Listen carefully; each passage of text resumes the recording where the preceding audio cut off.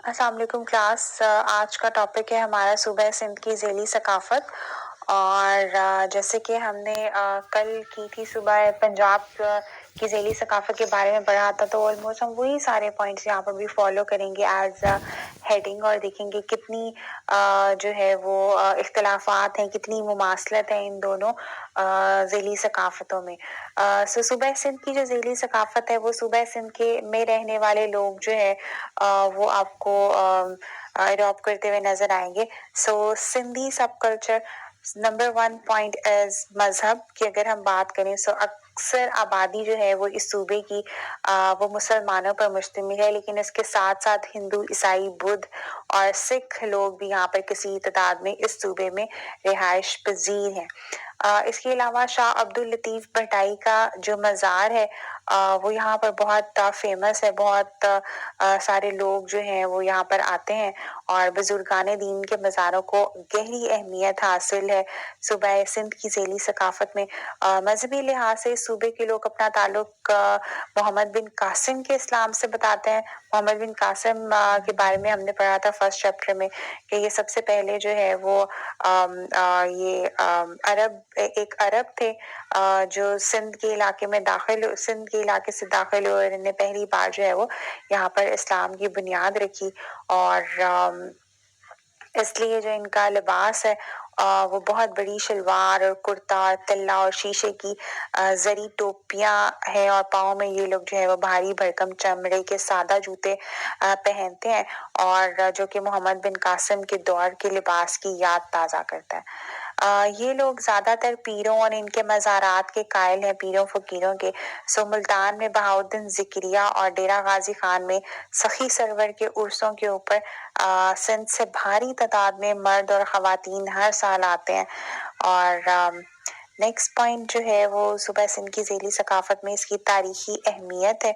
बहुत सारे important points आप लोग अंडरलाइन करते जाएं। सबसे पहले तो कराची जो है वो उसको मच्छेरों का गांव भी कहा जाता था, और आज ये पाकिस्तान का सबसे बड़ा शहर है पॉपुलेशन के लिहाज से भी, जहाँ एक अजीम हवाई अड्डा भी है।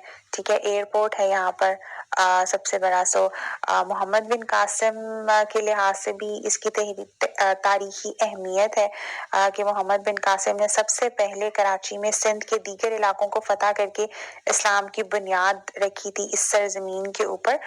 उससे पहले जो है वो हम इसकी तारीख में पढ़ चुके हैं कि यहाँ पर आर्या थे और ड्रेविडियंस थे, फिर ऑस्ट्रिक्स थे। तो सबसे पहले जो यहाँ पर इस्लाम आया वो मोहम्मद बिन कासिम लेकर आए थे। एक और तारीखी अहमियत इसकी इस वजह से भी है कि कायद आज़म की पैदाइश भी इसी शहर में हुई। सो पाकिस्तान बनने के बाद कराची जो है वो पहला दारुल खिलाफा भी था। ठीक है, इसके बाद जो है वो इस्लामाबाद जो है वो दारुल हुकूमत बन गया। सो दरावरों ने जो 3000 साल कबल मसीह यहाँ पर आए थे, उनके जो ट्रेसेस हैं, उनके निशानात, उनकी सकाफत जो है वो आज भी नजर आएगी आपको। कौन से इलाके में मोहनजोदड़ो का जो शहर है, बहुत डिटेल में पढ़ चुके हैं मोहनजोदड़ो और हड़प्पा को। ठीक है, सो आपको याद होगा कि जो मोहनजोदड़ो और हड़प्पा है ये आपको सकाफती खवास जो है वो इनके दरावरों से मिलते हुए नजर आएंगे। उन्होंने ये शहर बसाए थे जो कि अब खंडरात में तब्दील हो चुके हैं, क्योंकि ये बहुत पुरानी और कदीम सकाफत थी जो कि शहरी जिंदगी के ऊपर मुश्तमिल थी। और हमने पढ़ा था कि किस तरह से उन्होंने बलदियाती जिंदगी की बुनियाद रखी। मोहनजोदड़ो का जो पूरा का पूरा शहर था वो बहुत ही उस जमाने के लिहाज से बहुत एडवांस्ड और अर्बन टाइप का सिटी था। ओके जी, नेक्स्ट पॉइंट जो है वो पीरी और मुरीदी। सो सिंधी चूंकि ज़राअत पेशा है, इसलिए इनमें दो तबके मौजूद हैं। एक बड़ा तबका जो है वो जमींदार है जो कि मालदार तबका है, और दूसरा तबका जो है वो गरीब किसान तबका है। मुलाजिम पेशा अफराद जो है वो अपने ख़ानदान को ज़्यादातर गाँव में ही रखते हैं, और ख़ुद जो है वो कुछ उसमें से शहरों में भी आबाद है, लेकिन फिर भी उनका जो ताल्लुक है वो गाँव से قائم رہتا ہے۔ یہاں پر پیری اور مریدی کا سلسلہ بہت اہم ہے۔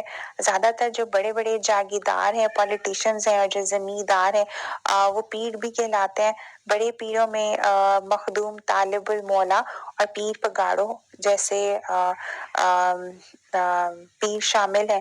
سو پیر پگاڑوں جو ہے وہ ہر قبیلے کے سردار اور پیر ہیں، اور موجودہ پیر کے باپ اور دادا نے انگریزوں سے ٹکر لی تھی اور انگریزوں نے ان کو گرفتار کر کے پھانسیاں دے دی ہیں۔ لہٰذا اسی لیے جو ہڑ قبیلہ ہے وہ بہت ہی دلیر اور نڈر مشہور ہے، اور یہ بہت طاقتور بھی ہیں۔ سندھ کے جو پیر ہیں وہ بڑے جاگیردار اور زمیندار ہیں۔ ان کا ہر مرید ان کو نذرانہ دیتا ہے، جس سے ان کی بہت زیادہ آمدنی ہوتی ہے، اور کہا جاتا ہے کہ جو پیر پگاڑوں ہیں جب وہ باہر نکلتے ہیں اپنے علاقوں میں، تو پیسوں کے علاوہ جو عورتیں ہیں وہ ان کے اوپر اپنے زیورات تک اتار کے جو ہے وہ نچھاور کر دیتی ہیں۔ اتنی جو ہے وہ وہاں پر ان کا آنر ہے اور عزت ہے، اس طرح سے دی جاتی ہے لوگوں کی طرف سے۔ اوکے جی، نیکسٹ پوائنٹ، رومانوی داستانیں بہت مشہور ہیں سندھی ذیلی ثقافت کی۔ ہم بات کریں تو یہاں کی کچھ مشہور داستانیں آپ لوگوں نے یاد رکھنی، انڈر لائن کریں ان کو، یہ MCQs کے لیے بہت امپورٹنٹ ہے، شارٹ آنسرز میں بھی آ جاتی ہیں، پوچھی جاتی ہیں۔ یہاں کی رومانوی داستانیں کون کون سی ہیں؟ سسی پنو، مومل رانو، لیلا چیسر اور عمر ماروی وغیرہ جو ہیں، یہ ساری کی ساری رومانوی داستانیں ہیں جو کہ سندھ کی ذیلی ثقافت کے ساتھ جوڑی جاتی ہیں۔ شاہ عبداللطیف بھٹائی، سچل سرمت اور شہباز قلندر سہون شریف مشہور صوفی شاعر ہیں یہ سب، اور شاعری میں جو ہے وہ عبداللطیف بھٹائی کا مقام جو ہے وہ بہت زیادہ مقبول اور بلند ہے، اور ان کا ایک مشہور رسالہ ہے موسیقی اور صوفی رموز، اس پہ مشتمل ہے۔ سندھ میں عام طور پر ان کا ہی کلام گایا جاتا ہے۔ نیکسٹ پوائنٹ، سندھ کی ذیلی ثقافت میں ہم بات کریں گے ان کے لباس کی اور زیبائش کی۔ سندھ کا عام لباس جو ہے وہ قمیض شلوار اور پگڑی ہے، اور یہاں کا خاص پہناوا جو ہے وہ اجرک ہے، آپ سب جانتے ہوں گے، جس سے بہت سے کام کیے جاتے ہیں۔ اجرک سے اس کو بدن پر بھی لپیٹا جا سکتا ہے، ایسا چادر بستر پہ بچھایا جا سکتا ہے، اوڑھا جا سکتا ہے۔ سردی میں اس سے گرمی پہنچتی ہے، اس سے میز کی پوشش وغیرہ کا بھی کام دیا جا سکتا ہے، تحفے کے طور پر بھی دی جا سکتی ہے، اور یہ کچھ اس طرح کی ہوتی ہے کہ اس میں گہرے رنگ کے نقش و نگار بنے ہوئے ہوتے ہیں، اور لکڑی پر نقش و نگار حالہ میں ہوتی ہے، اور چارپائی، صوفے، لیمپ، کھلونے وغیرہ بھی بنائے جاتے ہیں۔ حالہ اور ٹھٹھا میں عمارتوں کے لیے ٹائلز بھی تیار کی جاتی ہیں، مٹی کے برتن بھی بنائے جاتے ہیں، اور یہاں کی خاص جو غذا ہے اس کی بات کریں تو اس میں دودھ اور چاول شامل ہے۔ اس کے علاوہ جو مچھلی ہے وہ بھی بہت شوق سے کھائی جاتی ہے۔ نیکسٹ پوائنٹ، شادی بیاہ کی رسومات کے بارے میں، یا شادی بیاہ یا ہم فیملی لائف، خانگی زندگی کی بات کریں تو شادی بیاہ اکثر اپنی برادریوں یا رشتہ داروں میں کیا جاتا ہے، اور آج کل دوسرے لوگوں میں شادی کا رواج بھی چل نکلا ہے، لیکن موسٹلی لوگ جو ہے وہ سندھی اور مہاجروں میں شادی کرنا پسند کرتے ہیں، اور زیادہ تر سندھی اور مہاجروں میں شادیاں ہو رہی ہیں۔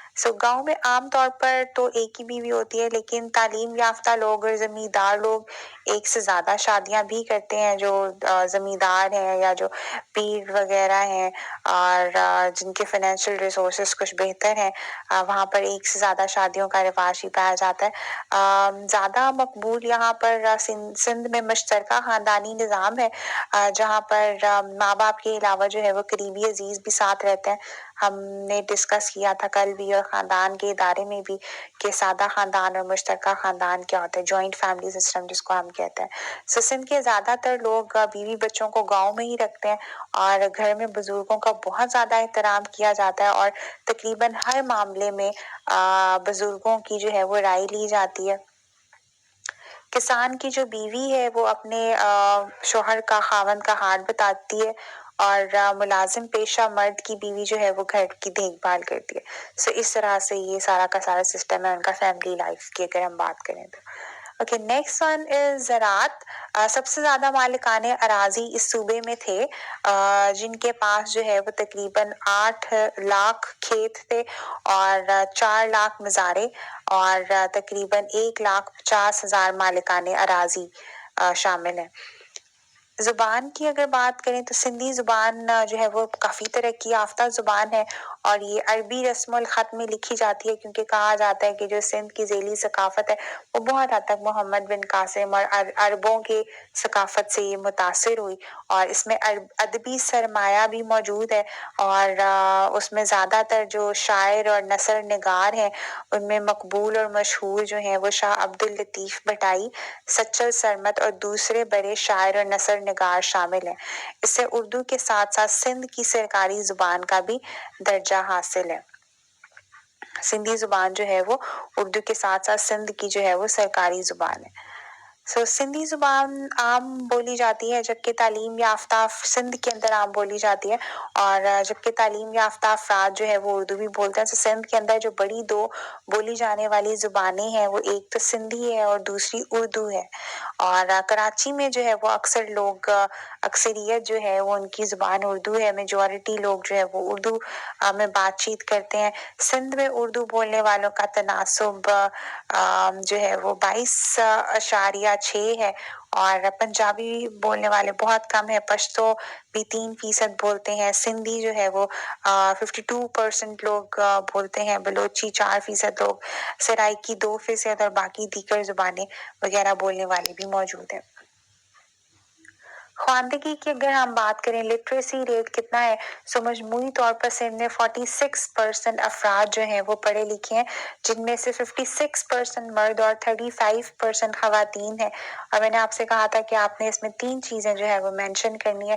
مجموعی طور پر خواندگی کی شرح، مردوں میں خواندگی کی شرح، خواتین میں خواندگی کی شرح، اور بلدیاتی علاقوں میں اور دیہی علاقوں میں خواندگی کی شرح کتنی ہے۔ That's it۔ باقی بے شک بہت سارے اسٹیٹسٹکس آپ لوگ یاد نہ کریں۔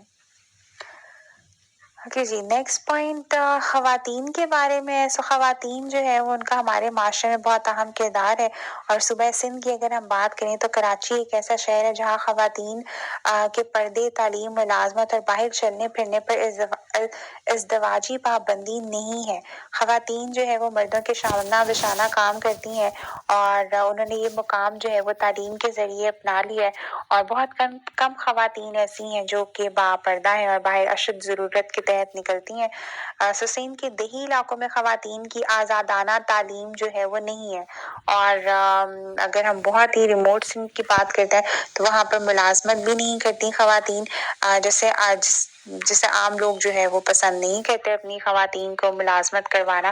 دیہی علاقوں میں رسمی اور باضابطہ پردہ نہیں پایا جاتا، کیونکہ خواتین اپنے مردوں کے ساتھ کام کرتی ہیں کھیتوں میں اور جو بھی وہاں کا پیشہ زراعت سے وابستہ ہے۔ یہ تھا صوبہ سندھ کی ذیلی ثقافت کے بارے میں، ہم نے کچھ پوائنٹس پڑھے، آپ اس کو دیکھیں ایک نظر، پھر ہم نیکسٹ کریں گے صوبہ خیبر پختونخوا کی ذیلی ثقافت۔